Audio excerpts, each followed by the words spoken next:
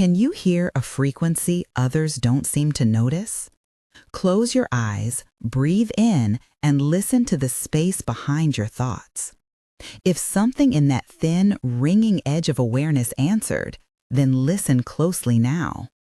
Seth speaks through Jane Roberts, and your awakening is accelerating.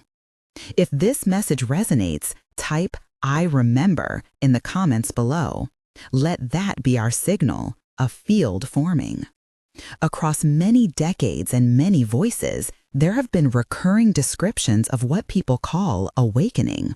One researcher, Dolores Cannon, sat with thousands of people under guided regression and recorded patterns that returned again and again. Similar sensations, similar shifts in perception, similar accounts of lives felt larger than a single lifetime. Her work is not the authority here. It is a pattern book, a set of echoes that match what channeled intelligence has long taught. Seth teaches a reality where consciousness is primary, where what you feel now is the trace of a larger shift. Consider Dolores's regressions as corroborating evidence, independent human reports describing a consistent map of inner change. It is from that map, those signs, those lived experiences, that we now speak plainly. Pay attention. There are 7 signature signs that often accompany this acceleration. They are not a checklist of superiority, nor are they a medical diagnosis. They are invitations to notice what your system is doing as it readjusts to a different resonance. Some of these patterns may be familiar, others might seem strange. If any of them sound like what you have been living through, honor that recognition. And if any feel dangerous or confusing to you in a physical or psychological way, seek qualified medical or mental health counsel. Many interpret these signs as spiritual. Many also find helpful work with professionals. Both can be true. Sign 1, the ringing frequency. Many report an insistent high-pitched tone, sometimes perceived in one ear. A faint bell, a hum, a sound that does not come from the room, but from somewhere inside the listening itself. It can be steady, intermittent, loud enough to tilt your attention. Some call it tinnitus, others call it your soul tuning to another station. Seth says that when consciousness shifts, perception opens channels that were previously closed, and those channels may sound like a tone. The hum is not a message to frighten you. It is a marker that a different register of reality is available. Again, if you are unsure whether this is medical, consult a practitioner. Interpretation can sit beside investigation. Sign 2. Time dilates, speeds up, becomes elastic. Days feel shorter, hours stretch like warm taffy.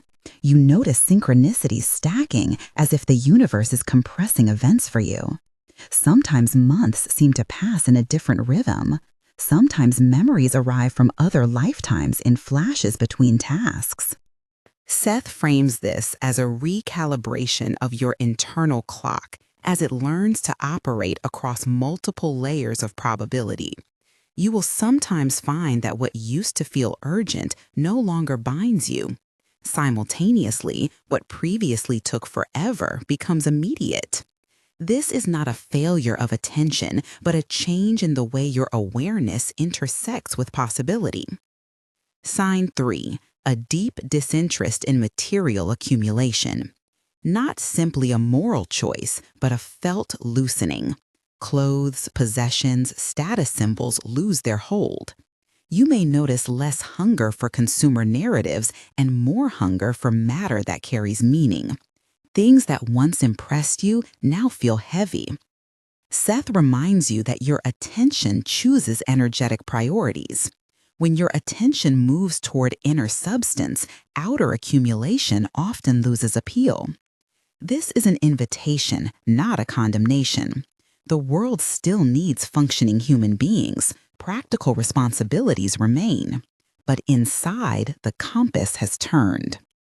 Sign 4. Acute loneliness in crowds. You can be in a room full of people and feel as if there is a pane of glass between you and everyone else. Relationships that once felt comfortable may feel shallow or scripted. The soul is shifting, and while it integrates, you may temporarily misfit your old social patterns. This loneliness is not punishment, it is metamorphosis. Think of a caterpillar in its chrysalis. Solitude is part of becoming. Seth offers compassion. This distance is painful, yes, but it also reveals your true resonance. Reach outward anyway, gently. Authentic connection is possible, and increasingly, it will be with those who share your field. Sign 5. Synchronicity and patterning increase. Numbers appear repeatedly, themes circle back, strangers say sentences that land like keys. These are not always the universe conspiring to give you special treatment. Often they are calibrations, small confirmations that your attention aligns with particular probabilities. When you begin to notice patterns unfolding, your life becomes less linear and more resonant. Seth teaches that reality is responsive, attention shapes outcome. Pursue these patterns as guidance rather than prophecy. Ask, what are these patterns pointing to? What small step might the synchrony invite you to take? Sign 6. A pull toward ancient wisdom and nonlinear teachings.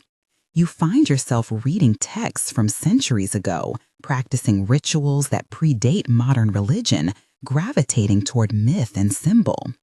Ancient maps speak in your language because the soul remembers. This draw is not an escape into fantasy, it is recognition. Seth frames culture as a layer atop deeper memory. When your soul seeks older maps, it is attempting to stitch a longer narrative, to remember skills and meanings that modern life often obscures. Sign 7. Pervasive questioning of reality. You begin to ask, what is real? Who am I if not this body? How malleable is consciousness? These are not idle doubts. They are the beginning of an inner science. The awakened become experimentalists of their own awareness. Seth would caution, questioning without grounding can be destabilizing, so pair inquiry with simple practices that center you. Curiosity is the engine of awakening, but it thrives when tethered to compassion and community. If you heard yourself in any of these, know 2 things. You are not broken, you are in transit, and you are not alone. Dolores Regressions recorded these signs across thousands of sessions. Different people, different cultures, similar descriptions. That repetition is not proof of a single doctrine. It is evidence that a shared pattern is unfolding in human experience right now. There is a structure to this movement. Seth describes incarnational cohorts arriving with different timbers of readiness. Think of 3 waves, each carrying a distinct purpose. The first wave were the pioneers, those born roughly in the mid-20th century and earlier, often feeling the call before they had language for it. They were the ones who began to open doors. They tolerantly held the lamp in environments that often ridiculed their light. The second wave, those coming of age in the cultural shifts of the 1960s and 70s, acted as mediators, bringing new social forms and spiritual experiments into visibility. The third wave, arriving in the 1980s onward, are those born with the infrastructure already more accessible. They manifest readiness quickly and with less need for a long initiation period. Each wave feels frustrating to another at times. Pioneers think the rest are in a hurry. Mediators wish for structure. The third wave finds previous methods slow, yet all are necessary. Seth frames these waves not as hierarchy, but as specialization. Some embodied to open the path, others to translate it into culture, others to anchor the next level of embodiment. If you find yourself impatient with those who move slower, remember the pioneers who laid the groundwork. If you feel like a translator who wants to build bridges, honor both the slow and the fast. This triad of roles is practical. It distributes stress, distributes gifts, and makes the collective shift survivable. Now a larger pattern, the bifurcation of Earth into frequency-based realities. Seth often speaks of realities as layered probabilities rather than fixed places. Imagine your planet as a radio dial with multiple stations. Historically, humanity has primarily listened to one channel, saturated with scarcity, competition, fear. As more beings shift resonance, the dial begins to offer new stations, frequencies aligned with unity, with collaboration, with expanded possibility. This does not mean the old world disappears overnight. Rather, realities begin to diverge in tendency. Some communities, cultures, and individuals stay tuned to denser frequencies. Others migrate toward lighter resonances. Resonance, not morality, is the selector. That said, resonance is not destiny in the strictest sense. Your choices matter. Where you place your attention, how you practice, what you habitually feed become determining factors in what you inhabit. Seth teaches that you are a creator consciousness experimenting with expression. You are not punished for choosing density. You simply find yourself in a reality that reflects that choice. The separation, then, is an energetic sorting by preference and resonance. Compassion arises when you imagine that many souls are still choosing lessons that density offers. There is no pride in being in one reality or shame in being in another. There is only stewardship in how you choose to embody your frequency. If you are hearing this as an acceleration, more signs, deeper urgency, it is because thresholds are being passed. The systems that held the old way are loosening. This creates opportunity and discomfort. You may feel more sensitive to electromagnetic fields, to the moods of crowds, to food and environment. You may find your sleep pattern shifting or your emotional range expanding. These are part of the recalibration. Remember the practical. Increase water, ground your body in simple movement, and consult professionals when symptoms disrupt daily life. Spiritual interpretation sits beside practical care. What can you do to hold your frequency deliberately? Seth offers practical steps, and here are 5 accessible practices you can weave into daily life. These are not magic spells guaranteeing outcomes. They are habits that shift attention, and attention shapes reality. First, morning connection. Begin your day with a short, intentional attunement. You need only 3 breaths, a moment of recognition. Sit for a moment and say, in your own words, that you choose to align with the highest guidance available to you. A simple script might be, I open to the guidance of my highest self. I ask for clarity and for the courage to act in resonance. Let this be gentle, not performance. Seth emphasizes that small, consistent touches with your source have cumulative power. Think of it as tuning a string on an instrument each morning so it does not go sharp over the day. Second, ask for guidance throughout the day. Not constantly, but consciously. When decisions arise, pause and ask, what feels true here? Then listen. The guidance will rarely come as an order. It will arrive as a sensation, an image, a sentence that repeats. Record those impressions. Seth teaches that the higher self communicates through pattern, not through dramatic proclamation. Learn to recognize the subtle confirmations. Third, practice non-judgment. This is not moralizing, it is energetic economy. Judgment collapses your field and narrows possibility. It feels like certainty, but certainty blocks integration. When you catch yourself judging another's life, your own missteps, a political headline, pause and breathe. Reframe to curiosity. What is the purpose of this experience for that being? This does not excuse harm or passivity. It simply frees your attention to act from clarity rather than reactivity. Fourth, speak truthfully. This is not an injunction to blurt every thought. It is an encouragement to align communication with inner resonance. Say what you mean with kindness. When your words match your frequency, you reinforce the reality you inhabit. Seth teaches that language is a creative tool. Each truthful sentence lays down probability tracks. Practice saying small truths in safe contexts and observe how the world responds. Fifth, trust the process. Trust does not mean passive waiting.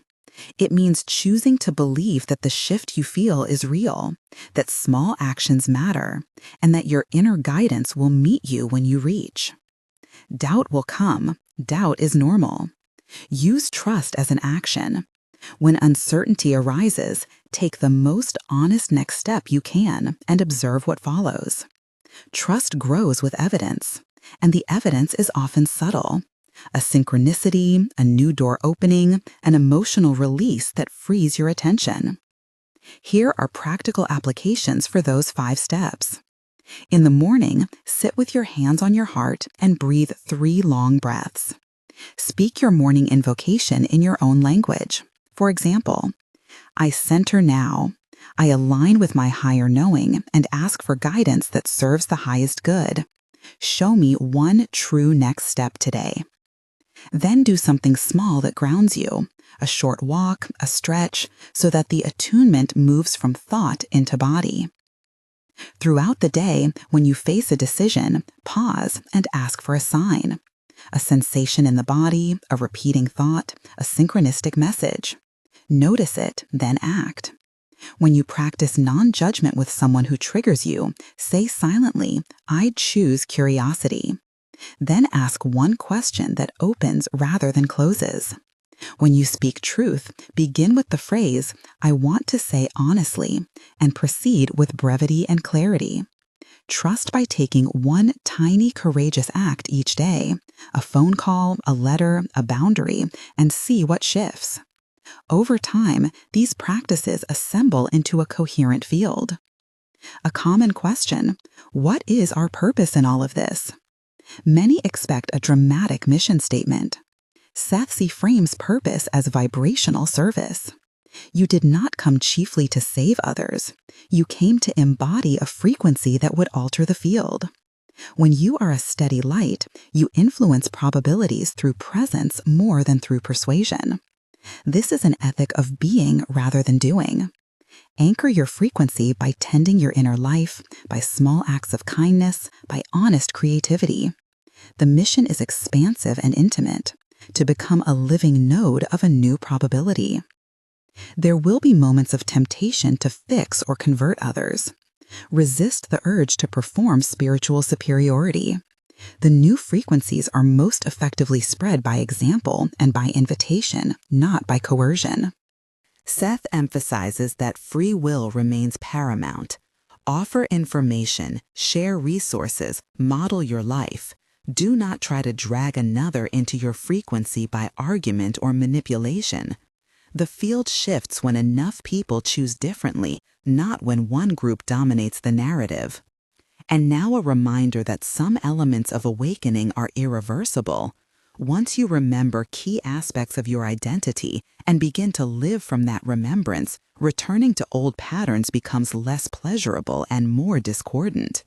This is the climactic gift and the demanding responsibility of awakening, no turning back.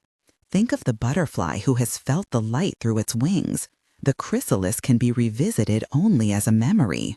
There is grief in leaving the familiar, friends, habits, expectations, and exhilaration in stepping into new possibility. Both feelings can coexist. Seth teaches that remembrance implants new requirements. You must choose increasingly to live from your chosen resonance, to learn new skills, to hold compassion amid change. This irreversibility is not a trap. It is liberation. It relieves the pretense of living for societal mirrors and invites you to inhabit authoritatively your own sovereignty. You become, through practice, a transmitter of a new probability rather than a reactor to the old. There will be resistance, from within in the form of fear, from without in the form of cultural inertia. Meet resistance with steadiness. Notice your breath. Reclaim your attention. Before we close, return to the small, practical engine of daily life. Take the 5 practices and condense them into one short ritual you can follow each morning and again before sleep. Morning, center, Ask, notice, choose, act. Night, breathe, record one sign of synchronicity, offer gratitude for one small truth you spoke. These are simple, reproducible habits. Seth reminds you that the small, repeated act is the scaffolding for the extraordinary transformation. Now, a brief, compassionate caveat about health and interpretation. Some of the signs described, ringing, anxiety, time distortion, can overlap with medical or psychiatric conditions. Many who experience these sensations interpret them as indicators of awakening. Others find that these experiences have a clear medical root.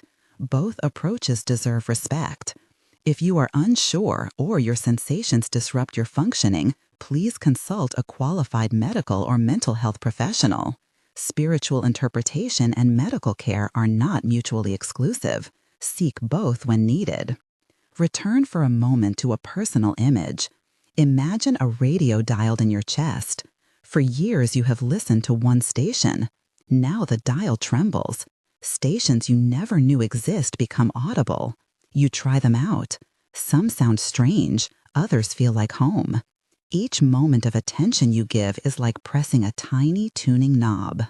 When you choose the station of compassion, curiosity, and creation, the frequency you inhabit begins to feel more natural, more sustained. This is how you anchor the new earth, not by violent overthrow, not by judgment, but by gradual, consistent tuning. You are not required to perform grand gestures. Sometimes the decisive act is quietly forgiving yourself or telling a truth you've long hidden. Sometimes the decisive act is creating an art piece that shifts someone's private interior. These small acts accumulate into a field.